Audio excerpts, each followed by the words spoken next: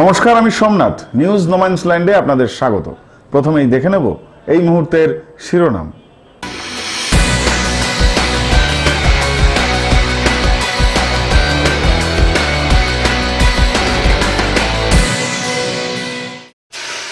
গ্রেপ্তার তাপস পাল, অস্বস্তি শাসক দলে।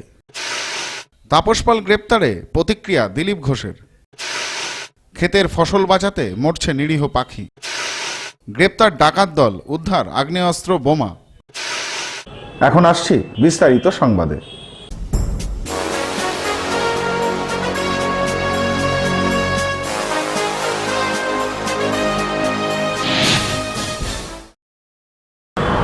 গ্রেপ্তার তাপস পাল।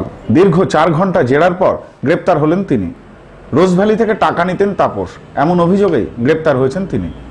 দাদার কীর্তি। গ্রেপ্তার তাপস পাল। শাসক দলের অস্বস্তি বাড়িয়ে সিবিআইয়ের জালে তৃণমূল সাংসদ তাপস পাল। শুক্রবার সিবিআই গ্রেপ্তার করল কৃষ্ণনগরের সাংসদ তাপস পালকে। রোজভ্যালি কাণ্ডে আগেই নাম জড়িয়েছিল এই সাংসদের। সেই মতো শুক্রবার সিজিও কমপ্লেক্সে ডাকা হয় তাপস পালকে। সিবিআইয়ের পক্ষ থেকে জানানো হয়, টানা 4 ঘন্টা জেরার পর গ্রেপ্তার করা হয়েছে তাকে। সিবিআই সূত্রে খবর, বক্তব্যে অসঙ্গতি থাকায় গ্রেপ্তার করা হয়েছে তাপস পালকে। রোজভ্যালি কোম্পানি থেকে সরাসরি টাকা নিতেন তিনি, এমনই অভিযোগে গ্রেপ্তার করা হয় তৃণমূলের এই সাংসদকে। Bureau report, news no man's land. Thakurnagar দলীয় কর্মী সভায় দাঁড়িয়ে তাপস পাল গ্রেপ্তার প্রসঙ্গে প্রতিক্রিয়া দিলেন বিজেপির রাজ্য সভাপতি দিলীপ ঘোষ। তার দাবি, সিবিআই আরো অনেককেই সুযোগ দেবে জেলের ভাত খাওয়ার। তৃণমূল সাংসদ তাপস পাল গ্রেপ্তার প্রসঙ্গে প্রতিক্রিয়া দিলেন বিজেপির রাজ্য সভাপতি দিলীপ ঘোষ। শুক্রবার গাইঘাটা থানার ঠাকুরনগরে এক কর্মী সভায় যোগ দিতে আসেন তিনি।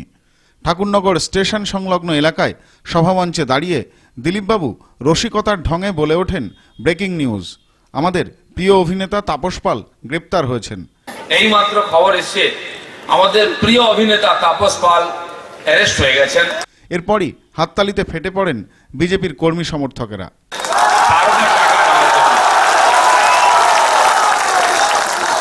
এই ঘটনার পর সিবিআইয়ের ওপর আমাদের বিশ্বাস আরো বেড়ে গেল। অপেক্ষা করুন, আগামী 3 তারিখের পর আরো অনেকেই গ্রেপ্তার হবে। সিবিআই প্রত্যেককেই জেলের ভাত খাওয়ানোর সুযোগ করে দেবে। আমাদের বিশ্বাসটাকে সত্যে পরিণত করেছে।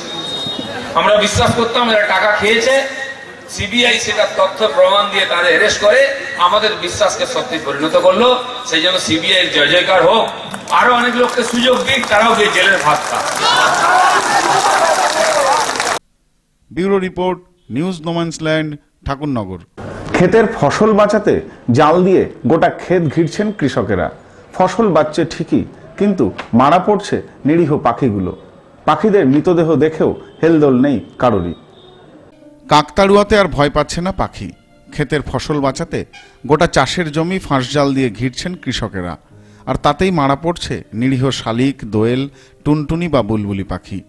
কৃষকের স্বার্থ হয়তো রক্ষা হচ্ছে ঠিকই, কিন্তু বেঘোরে প্রাণ হারাচ্ছে এই নিরীহ পাখিগুলি। খাবারের লোভে ফাঁস জালে পড়ে মৃত পাখিগুলির নিথর দেহ দেখে দেখে এক প্রকার গা সওয়া করে ফেলেছেন সকলেই। ফলে বাধা দেওয়া বা প্রতিবাদের কথা ভাবছে না কেউই। বনগাঁ মহকুমার বাগদা, গোপালনগর, গাইঘাটা প্রভৃতি এলাকার একটি বড় অংশ জুড়ে কৃষিকাজ হয়ে থাকে। আর এই জাল দিয়ে ক্ষেত ঘেরার বিষয়টি নজরে পড়ছে প্রায় সর্বত্রই। মূলত বেগুন ক্ষেতগুলিকে বেশি করে ঘেরা হয় জাল দিয়ে। কৃষকদের কথা অনুযায়ী সারা বছরের একটি অর্থকারী সবজি হলো বেগুন।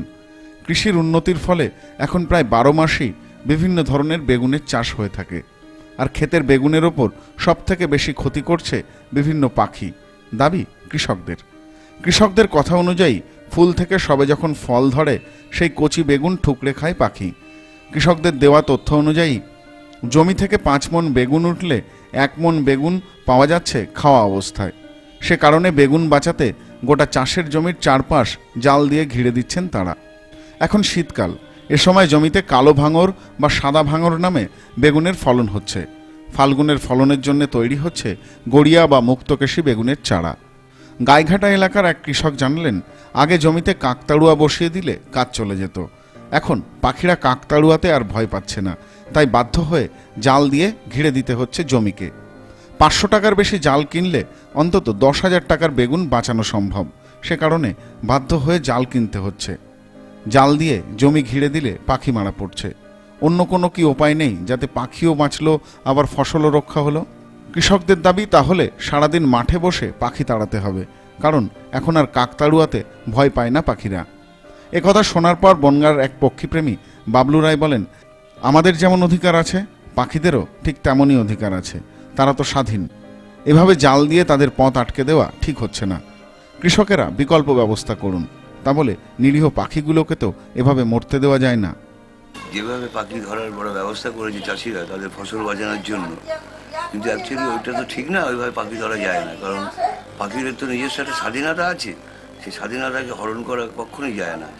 পাখিদের তো একটা নিজস্ব ভাবনা চিন্তা আছেই, পাখিরা তো তাদের নিজেদের মতো করে জীবনযাপন করে তোলে, তারা তাদের মতো ভাববে, তারা তাদের মতো উঠবে, তারা তাদের মতো খাবে দাবে, তার মতো করবে।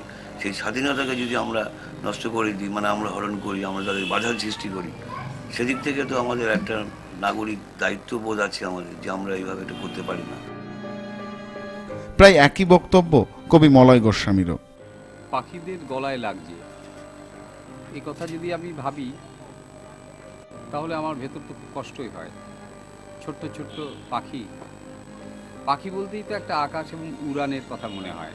পাখি তো আমাদের নিজেদের, কিন্তু আমি শুনলাম যে এরকম নেট দিয়ে ঘিরে দেওয়া হচ্ছে ফসল রক্ষা করবার জন্য। সেক্ষেত্রে পাখিরা গিয়ে ছুটে গিয়ে পড়ছে, তাদের গা কেটে যাচ্ছে, গলা কেটে যাচ্ছে, কোনো কোনো পাখি মারাও যাচ্ছে। এটা খুব বেদনার। অতএব এরকম দেখতে হয় যে যদি কোনো এরকম মৃত্যু হয়, কীরকম প্রাণী আহত হয়, তার সেকেন্ড অপশানে চলে যেতে হয়। নেট না দিয়ে ঢেকে যদি এরকম কাপড় দিয়ে ঢেকে দেওয়া যায়, তাতে হয়তো একটু বেশি পয়সা লাগতে পারে। পাখির দিকে তাকালে তার মনেই হবে যে পাখিকেও ভালোবাসা যায় এবং পাখির জন্য কিছু করা যেতে পারে। অতএব মনে হয় যে এরকম আটকানোর জন্য নেট দেওয়ার চাইতে অন্য অপশন বেছে নেওয়া উচিত, সেরকম খুঁজলে পাওয়া যাবে। যুক্তি পাল্টা যুক্তি, আর্থিক ক্ষতি, অপরদিকে মানবিকতা, এসবের মাঝে অর্থের ভারে চাপা পড়া নিরীহ পাখিগুলি ফের ডানা মেলুক আকাশে।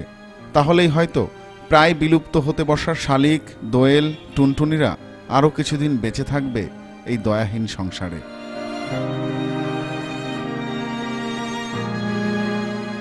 Bureau report, news no man's land.